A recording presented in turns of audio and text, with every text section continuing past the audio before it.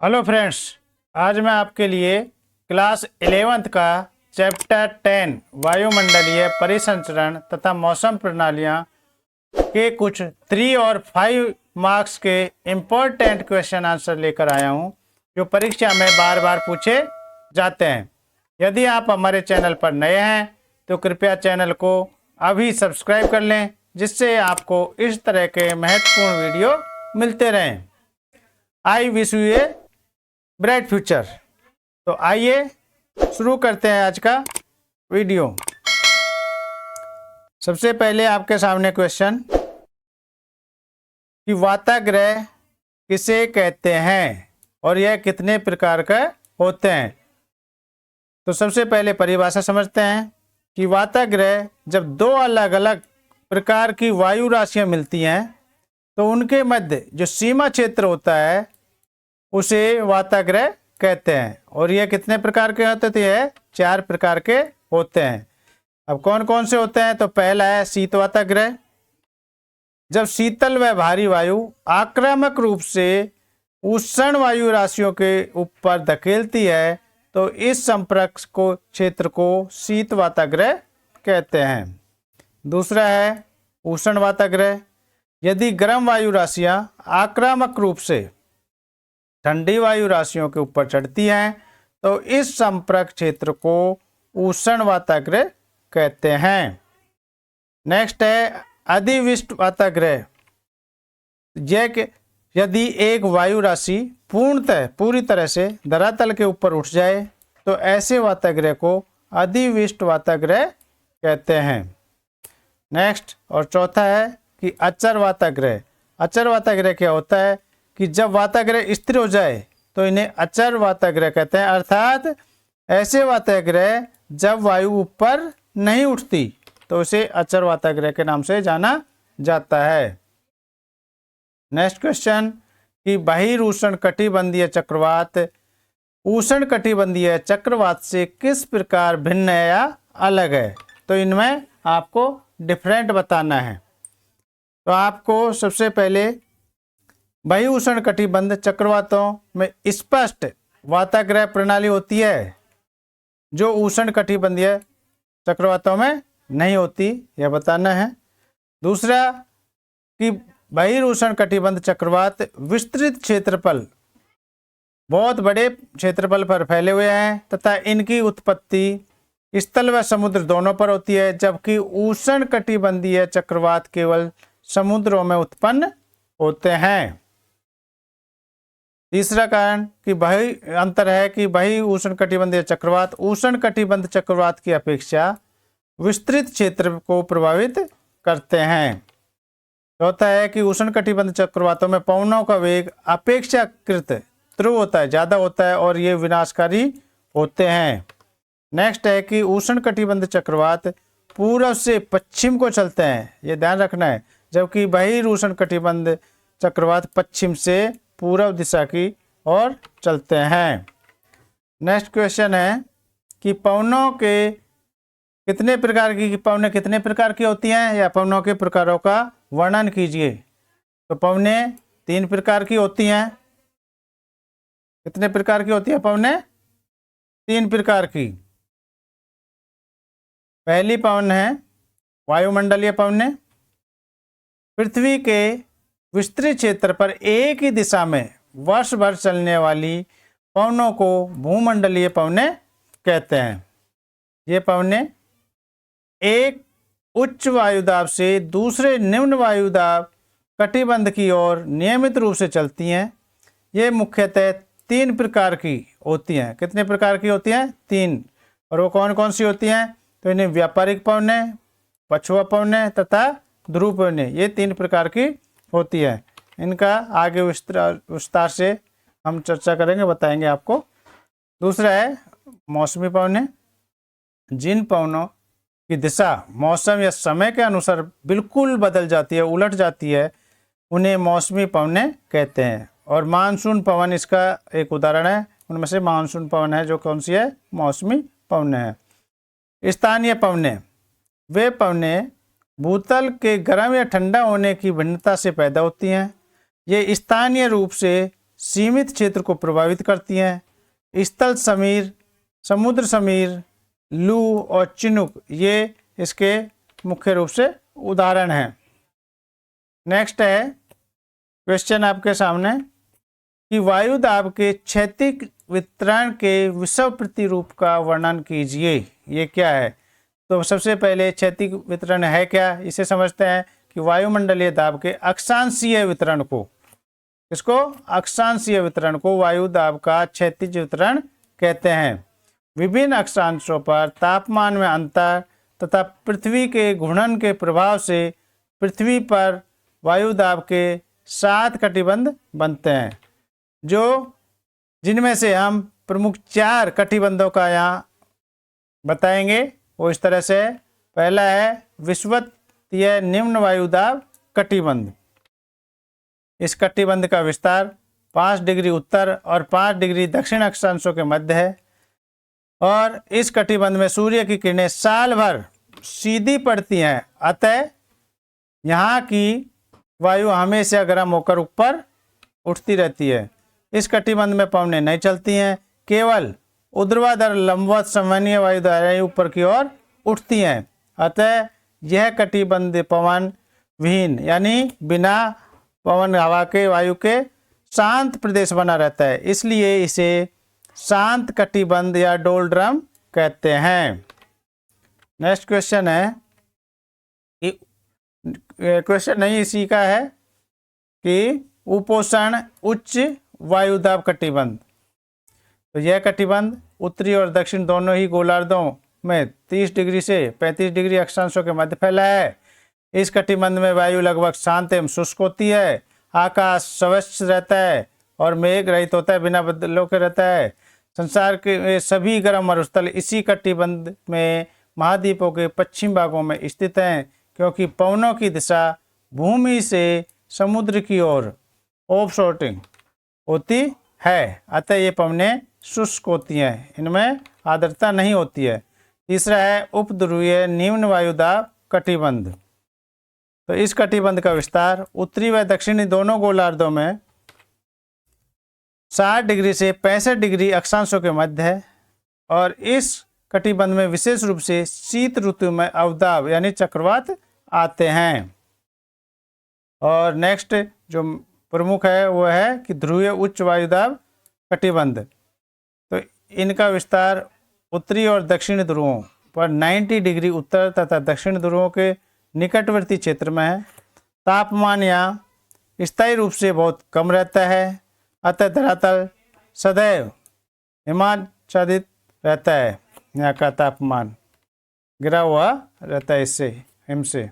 Next question है कि वायु राशियाँ कितने प्रकार की होती हैं? वायु राशियाँ और इनके उद्गम क्षेत्रों का वर्णन कीजिए। तो वायु राशियाँ कितने प्रकार की होती है, इसका उत्तर आपको लिखना है कि 5 प्रकार की होती हैं। और ये उद्गम क्षेत्र है तो उनका नाम बताओ। तो नाम है उष्ण कटिबंधीय महासागरीय वायु राशि, इसे MT के नाम इस तरह से पहचाना जाता है और यह इसका उद्गम क्षेत्र है महासागर। दूसरा है उष्ण कटिबंधीय महाद्वीपीय वायु राशि, इसे CT के नाम से पहचाना जाता है और इसका उद्गम क्षेत्र है महाद्वीप। तीसरा है ध्रुवीय महासागरीय वायु राशि, इसे MP इसका पहचाना जाता है और इसका उद्गम क्षेत्र है ध्रुवीय महासागर। नेक्स्ट है ध्रुवीय महाद्वीपीय वायु राशि, ये CP इसका पहचान का निशान है और ये ध्रुव महाद्वीप में इसका उद्गम क्षेत्र है। और पांचवा है महाद्वीपीय आर्कटिक वायु राशि, इसे CA से जाना जाता है और आर्कटिक महाद्वीप इसका उद्गम स्थल है। नेक्स्ट है कि कॉरियोलिस बल या प्रभाव किस प्रकार पवनों की दिशा को प्रभावित करता है, संक्षेप में बताना है आपको। तो सबसे पहले कॉरियोलिस है क्या, इसके बारे में जानते हैं। तो पवन सदैव समदाब रेखाओं के आर पार उच्च दाब से निम्न वायुदाब की ओर नहीं चलती हैं, ये पृथ्वी के घूर्णन के कारण विक्षेपित हो जाती हैं, मतलब बदल जाती हैं। पवनों के इस विक्षेपण को ही कोरियोलिस बल या कोरियोलिस प्रभाव कहते हैं। इस बल के प्रभाव से पवन उत्तरी गोलार्ध में अपने दाईं ओर तथा दक्षिण गोलार्ध में अपने बाईं ओर मुड़ जाती हैं। कोरॉलिस बल का प्रभाव विषुवत वृत्त पर शून्य तथा ध्रुवों पर अधिक होता है। इस विक्षेप को फोरेल नामक वैज्ञानिक ने सिद्ध किया था, अतः इसे फेरेल का नियम कहते हैं। यदि आपसे पूछा जाए कि फेरेल नियम क्या है तो भी आपको यही बताना है। नेक्स्ट है क्वेश्चन कि मानसूनी पवनें या मानसून पवनें किसे कहते हैं। इनकी 3 विशेषताओं का वर्णन करना है या इनकी विशेषता बतानी है। तो सबसे पहले मानसूनी पवनें हैं क्या। तो मानसूनी पवन, मानसूनी शब्द अरबी भाषा के मौसम शब्द से लिया गया है जिसका अर्थ होता है ऋतु। अतः मानसून पवनें वे पवनें हैं जिनकी दिशा मौसम के अनुसार बिल्कुल उलट जाती है या बदल जाती है।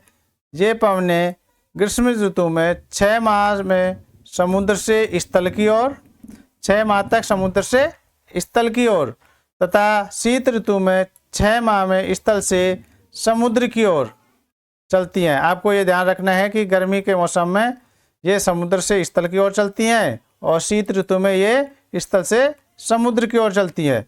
इन पवनों को 2 वर्गों मतलब ग्रीष्मकालीन मानसून तथा शीतकालीन मानसून में बांटा जाता है। ये पवनें भारतीय उपमहाद्वीप में चलती हैं।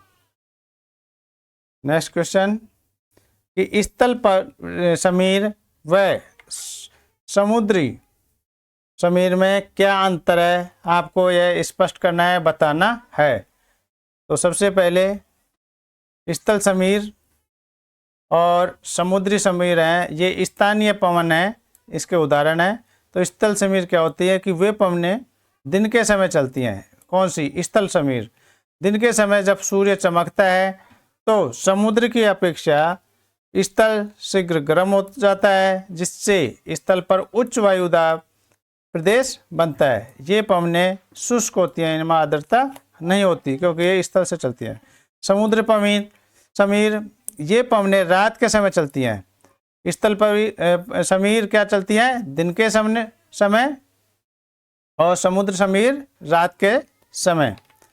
रात के समय स्थल शीघ्र ठंडा होता है तथा समुद्र देर से ठंडा होता है जिसके कारण समुद्र पर उच्च वायुदाब प्रदेश बनता है।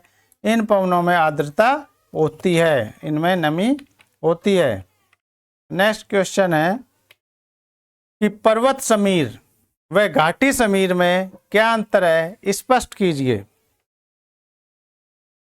तो घाटी समीर दिन के समय शांत स्वच्छ मौसम में वनस्पतिहीन सूर्याभिमुख ढाल तेज गर्म हो जाती है और इनके संपर्क में आने वाली वायु भी गर्म होकर ऊपर उठ जाती है।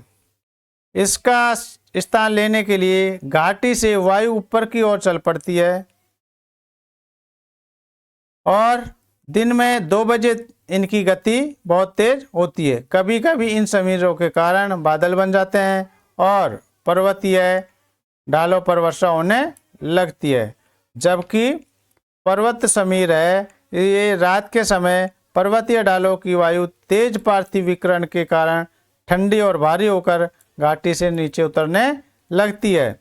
इससे घाटी का तापमान सूर्योदय यानी सूर्य उगने के समय से कुछ पहले तक काफ़ी कम हो जाता है, अतः तापमान का व्युत्क्रमण हो जाता है। सूर्योदय से कुछ पहले इनकी गति बहुत तेज होती है। ये समीर कैसी होती हैं? शुष्क होती हैं, इनमें नमी नहीं होती है। नेक्स्ट क्वेश्चन है कि वायुमंडलीय या प्रचलित पवनों का वर्णन कीजिए। भूमंडलीय या प्रचलित पवनें कौन कौन सी हैं, इनका वर्णन करना है आपको। तो सबसे पहले पवनें है कि वर्ष में एक ही दिशा में बहने वाली पवनों को भूमंडलीय पवन कहते हैं। आपको पहले बताया था कि यहाँ विस्तृत से चर्चा करेंगे, तो अब आपके सामने यह है कि सबसे पहले तो यही देखना है कि भूमंडलीय पवन है क्या। तो वर्ष भर एक दिशा में बहने वाली पवनों को क्या कहते हैं? भूमंडलीय पवन कहते हैं। ये पवनें एक वायुदाब कटिबंध से दूसरे वायुदाब कटिबंध की ओर नियमित रूप से चला करती हैं, मतलब चलती हैं। और ये 3 प्रकार की होती हैं, जो व्यापारिक पवनें या सन्मार्गी पवनें के नाम से जाना जाता है। ये उपोष्ण वायुदाब कटिबंध से भूमध्य रेखीय निम्न वायुदाब कटिबंध की ओर चलने वाली पवनें होती हैं। इन्हें सन्मार्गी पवनें या व्यापारिक पवनें के नाम से जाना जाता है या कहते हैं। कॉरवालिस बल के अनुसार ये अपने पथ से, अपने मार्ग से विक्षेपित होकर उत्तरी गोलार्ध में उत्तर पूर्व दिशा से तथा दक्षिणी गोलार्ध में दक्षिणी पूर्व दिशा में बहते हैं। व्यापारिक पवनों को अंग्रेजी में ट्रेड विंड्स, जर्मन भाषा में ट्रेड का अर्थ होता है निश्चित मार्ग भी कहते हैं। विषुवत वृत्त तक पहुंचते पहुंचते ये जलवाष्प से संतृप्त हो जाती हैं और विषुवत वृत्त के निकट पूरे साल भारी वर्षा करते हैं। दूसरी पवन का नाम है वह पछुआ पवनें। ये पवनें उपोष्ण वायुदाब कटिबंध से उपध्रुवीय निम्न दाब कटिबंध की ओर बहती हैं। दोनों गोलार्ध में इनका विस्तार 30 डिग्री अक्ष से 60 अक्षांशों के मध्य होता है। उत्तरी गोलार्ध में इनकी दिशा दक्षिणी पश्चिम से तथा दक्षिणी गोलार्ध में उत्तर पश्चिम से होती है। व्यापारिक पवनों की तरह ये पवन शक्ति और दिशा की दृष्टि से नियमित नहीं है। इस पर कटिबंध में प्राय चक्रवात या प्रतिचक्रवात आते रहते हैं। और नेक्स्ट है कि ध्रुवीय पवनें। ध्रुव पवनें क्या है? तो ये पवनें ध्रुवीय उच्च वायुदाब कटिबंधों से उपध्रुवीय निम्न दाब कटिबंधों की ओर बहती हैं। इनका विस्तार दोनों गोलार्धों में उत्तरी और दक्षिण 60 अक्षांशों और ध्रुवों के मध्य है और बर्फ की चादरों पर से आने के कारण ये पवन अत्यंत ठंडी और शुष्क होती हैं। नेक्स्ट क्वेश्चन आपके सामने है कि चक्रवात किसे कहते हैं? उष्ण कटिबंधीय चक्रवात की क्या विशेषताएं हैं? तो पवनों का ऐसा चक्र जिसमें अंदर की ओर वायुदाब कम हो और बाहर की ओर अधिक होता है उसे चक्रवात कहा जाता है, कहलाता है। यह वृत्ताकार या अंडाकार होता है। इसमें वायु चारों ओर उच्च वायुदाब के क्षेत्र से केंद्र के निम्न वायुदाब क्षेत्र की ओर चलती है। पृथ्वी के घूर्णन के कारण उत्तरी गोलार्ध में घड़ियों की सुई के विपरीत दिशा में तथा दक्षिणी गोलार्ध में घड़ियों की सुई के अनुसार चलती हैं। उष्ण कटिबंधीय चक्रवात की जो विशेषता है वो इस प्रकार से हैं। इनकी उत्पत्ति कहाँ हुई है? सागर तल में होती है। इनकी उत्पत्ति भूमध्य रेखा के आसपास निम्न अक्षांशों में होती है और उष्ण कटिबंधीय चक्रवात की दिशा पूर्व से पश्चिम या उत्तर पश्चिम है। ये चक्रवात भारी मूसलाधार वर्षा प्रदान करते हैं या होती है यहाँ पर। नेक्स्ट क्वेश्चन है कि चक्रवात एवं प्रतिचक्रवात में क्या अंतर है, स्पष्ट कीजिए। तो पहले चक्रवात जब किसी क्षेत्र में निम्न वायुदाब स्थापित हो जाता है और उसके चारों ओर उच्च वायुदाब होता है तो वो पवनें निम्न वायुदाब की ओर आकर्षित होती हैं एवं पृथ्वी के घूर्णन गति के कारण पवनें उत्तरी गोलार्ध में घड़ी की सुइयों के विपरीत तथा दक्षिणी गोलार्ध में घड़ी की सुइयों के अनुरूप घूमकर चलती हैं। ये चक्रवात होता है। जबकि प्रतिचक्रवात में इस प्रणाली में केंद्र में उच्च वायुदाब होता है जबकि यहाँ पर क्या होता है? निम्न वायुदाब होता है। अतः केंद्र से पवनें चारों ओर निम्न वायुदाब की ओर चलती हैं। इसमें पवनें उत्तरी गोलार्ध में घड़ी की सुइयों के अनुरूप एवं दक्षिणी गोलार्ध में प्रतिकूल दिशा में चलती है। तो ये उल्टा होता है यहाँ पर। नेक्स्ट क्वेश्चन है कि अल नीनो क्या है? दक्षिणी दोलन में इसका क्या संबंध है? विश्व की जलवायु पर इसका क्या प्रभाव पड़ता है? यह आपको बताना है। तो एल नीनो मध्य प्रशांत महासागर की गर्म जल धाराएं दक्षिणी अमेरिका के तट की ओर प्रभावित होती हैं और पेरू की ठंडी धाराओं का स्थान ले लेती हैं। पेरू के तट पर इन गर्म धाराओं की उपस्थिति एल नीनो कहलाती है। ठीक है ना, कि जो मध्य प्रशांत महासागर है, यहाँ की जो गर्म जल धाराएं हैं वो पेरू की ठंडी जल धाराओं का स्थान ले लेती हैं, तो ये एल नीनो कहलाता है। एल नीनो घटना का मध्य प्रशांत महासागर और ऑस्ट्रेलिया के वायु दाब परिवर्तन से गहरा संबंध है। प्रशांत महासागर पर वायु दाब में यह परिवर्तन क्या कहलाता है? दक्षिणी दोलन कहलाता है। दक्षिणी दोलन तथा एल नीनो की संयुक्त घटना को ENSO कहते हैं या इसके नाम से जाना जाता है। जिन वर्षों में ENSO शक्तिशाली होता है, विश्व के वृत्त यानी बड़े मौसम संबंधी भिन्नताएं देखने को मिलती हैं। जैसे दक्षिण अमेरिका के पश्चिमी शुष्क तट पर जहां पर बारिश कम होती है वहां पर भारी बारिश होती है। ऑस्ट्रेलिया व कभी कभी भारत अकालग्रस्त होते हैं और चीन में बाढ़ आ जाती है। तो इस तरह से जो आज के प्रश्न उत्तर हैं वो आपके लिए उपयोगी सिद्ध होंगे, ऐसी मुझे आशा है। यदि आपने अभी तक हमारे चैनल को सब्सक्राइब नहीं किया है तो कृपया चैनल को सब्सक्राइब करें, वीडियो को लाइक करें और बेल आइकन के बटन को दबाएं, जिससे आपको इस तरह के इम्पोर्टेंट वीडियो मिलते रहें। मैं आपके उज्ज्वल भविष्य की कामना करता हूं और आशा करता हूं कि आपको परीक्षा में अच्छे अंक मिलेंगे और अच्छे अंकों के साथ में आप सफलता प्राप्त करेंगे। Have a nice day.